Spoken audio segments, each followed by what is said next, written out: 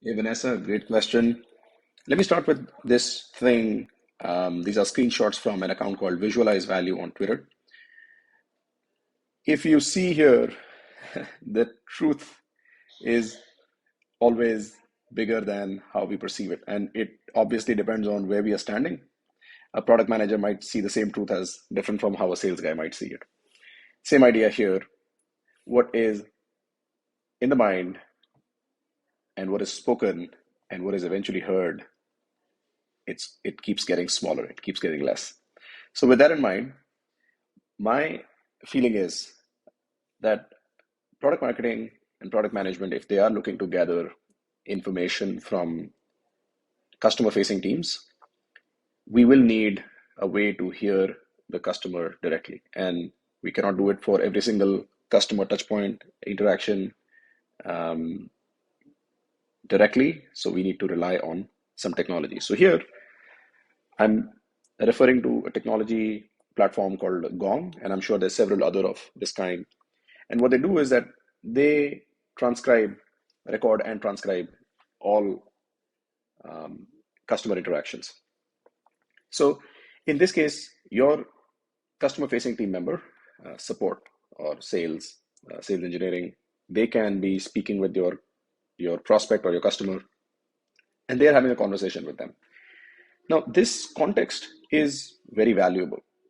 This is a context where there's a problem they're solving, there's a deal they're trying to close, there is a quarterly touch base happening, they're troubleshooting something together. It could be any of those things. But the context here is it's in a certain mindset. They are connecting with each other in that mindset.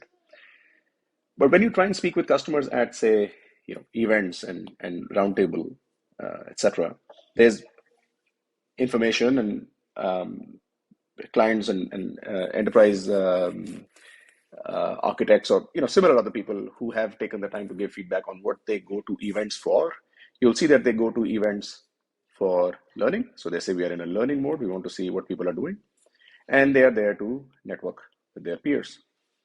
At a roundtable, a vendor has invited them, so they are there to impress in a way, right? They want to be making all the right points. They want to be they want to appear wise, right? Because you are giving them that opportunity to share what do you think will change the world, what is wrong with the way things are, etc. So that's why in my book, if I'm trying to build um, a new feature, I would not rely on what the customer might be saying at an event.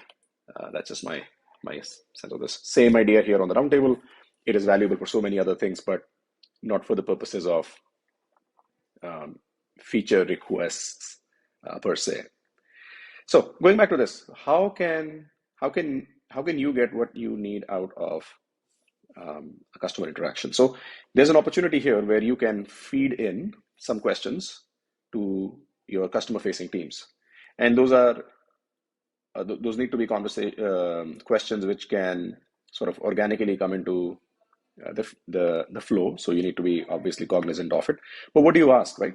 Now, if you were a market research company, you just want to have them speak their mind. I mean, really, our clients and their time obviously is valuable. They can't be just simply speaking about anything. So there has to be, you know, something that you want to find out about specifically. What is it that you care about? So when and if you're thinking of, for example, exploring the interest in, say, building some artificial intelligence related thing, I'm just making it up. So those are the kind of questions that you feed into your salespeople and say, "Hey guys, could you insert this?" And I'm saying sales, but I really mean anybody on the customer facing side.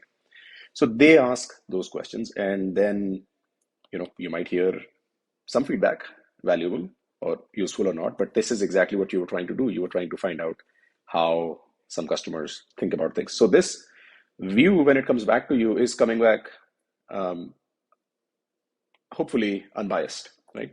And you can choose to do with it what you feel you must do with it. Now, having said that, there are going to be customer facing team members who think deeply about problems, who might have afterthoughts, who might have information feedback which maybe even the customer is not speaking about. So in that case, giving them an opportunity where, say, on Slack, there's a channel for uh, something like feature requests. And what they're doing there is they're going in and saying, hey, we feel things should be written in a certain font, and here's why, right? And this, we should make it clear that this, guys, is a no judgment zone. So bring in what you feel might make a difference, and you can then see what you want to do about it. So this is how I feel we should be able to bring in the value from our customer facing team members, but never forget that anything we are relying in terms of their meeting notes and their word and their feedback loop meetings, it can be challenging just because of these reasons, right?